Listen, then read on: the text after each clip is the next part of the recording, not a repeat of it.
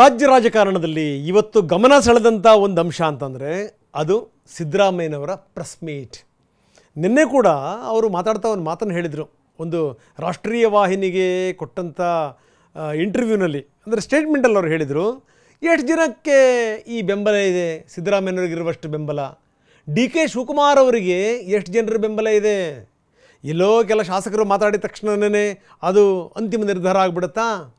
ಅದು ಅವರ ನಿರ್ಧಾರ ಅಷ್ಟೇ, ಹೈಕಮಾಂಡ್ ನಿರ್ಧಾರ ಅಲ್ಲ ಅನ್ನುವಂಥ ಮಾತು.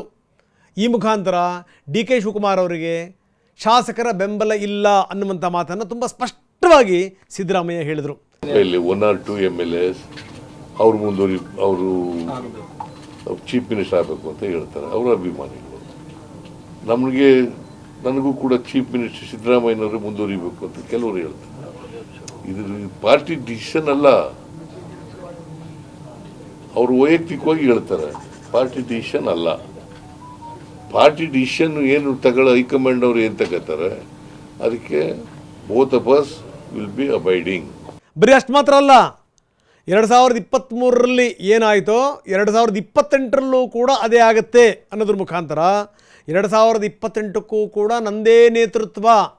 2023ರಲ್ಲಿ ಏನು ನಡೆಸ್ತೋ ಅದೇ ರೀತಿ ನಡೆಯುತ್ತೆ. ಅಂದ್ರೆ ನೀವೇ ಮುಂದುವರಿತೀರಿ ಸರ್ 2028ಕ್ಕೂ?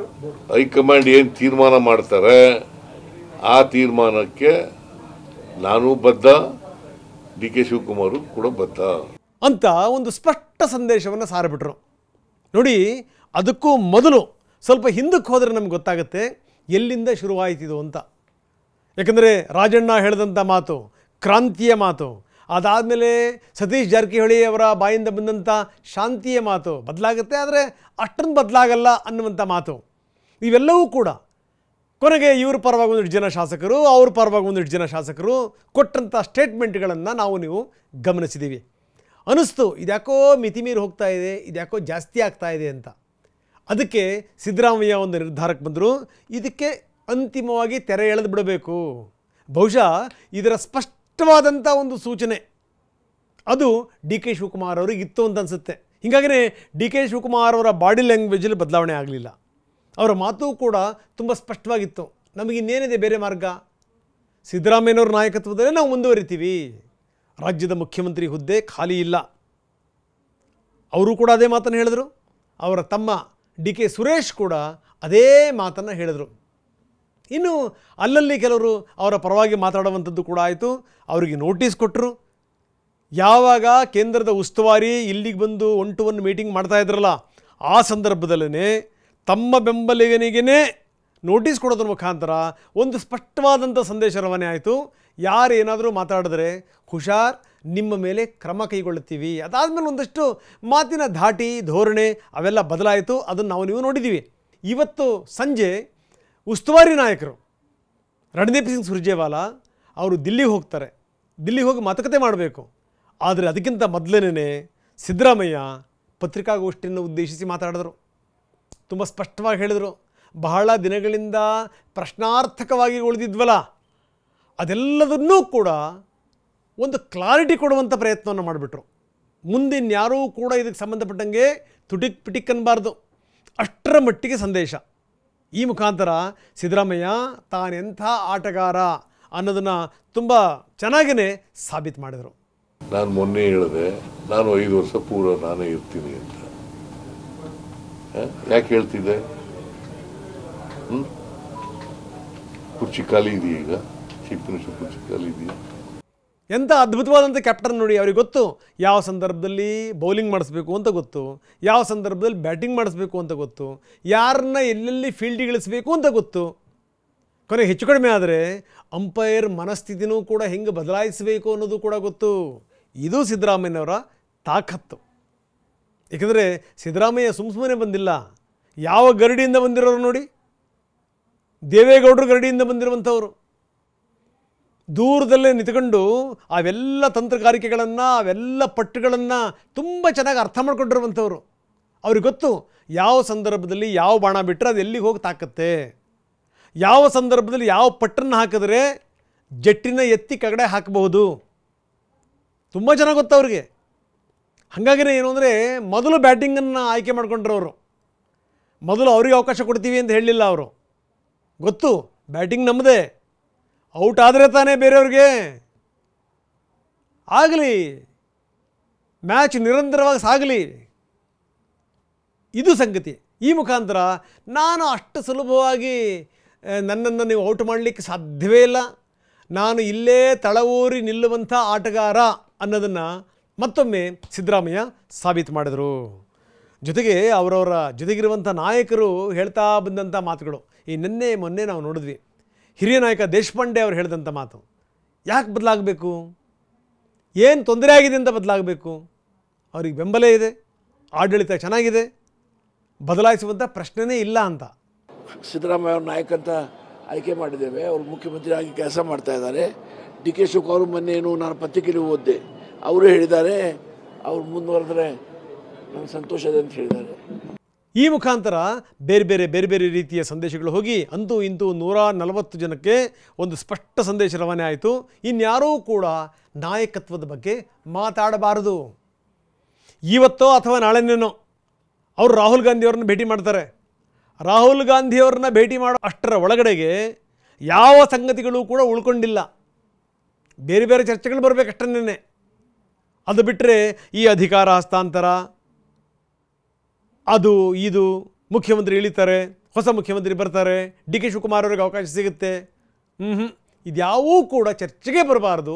ಅಷ್ಟರ ಮಟ್ಟಿಗೆ ತುಂಬ ವ್ಯವಸ್ಥಿತವಾಗಿ ತುಂಬ ಜಾಣ್ಮೆಯಿಂದ ಸಿದ್ದರಾಮಯ್ಯ ತೆರೆ ಎಳೆದು ಬಿಟ್ಟರು. ರಾಷ್ಟ್ರ ರಾಜಧಾನಿಯಲ್ಲಿ ಕೂತು ಯಾರಿಗೆ ಯಾವ ಸಂದೇಶವನ್ನು ಎಲ್ಲಿಂದ ಎಷ್ಟರ ಮಟ್ಟಿಗೆ ರವಾನಿಸಬೇಕು ಆ ಸಂದೇಶವನ್ನು ರವಾನಿಸಿ ಆಯಿತು. ಯಾರ್ಯಾರ ಸದ್ದು ಅಡಗಿಸಬೇಕು ಅದನ್ನು ತುಂಬ ಯಶಸ್ವಿಯಾಗಿ ಸಿದ್ದರಾಮಯ್ಯ ಮಾಡಿ ಆಯಿತು. ಮುಂದೇನು ಹಾಗಾದರೆ ಅಂದರೆ ಇವೇನು ಚರ್ಚೆಗಳೇ ಬರಲ್ವಾ? ಈಗ ನೋಡಿ, ಈಗ ಬಿಹಾರ ಚುನಾವಣೆ ಬರ್ತಾ ಇದೆ. ಅದೇ ಸಂದರ್ಭದಲ್ಲೇ ಸಿದ್ದರಾಮಯ್ಯನವರಿಗೆ ಒಂದು ಜವಾಬ್ದಾರಿ ಕೊಡ್ತೀವಿ ಅಂತ ಕೂಡ ಕರೆದಿದ್ದಾರೆ.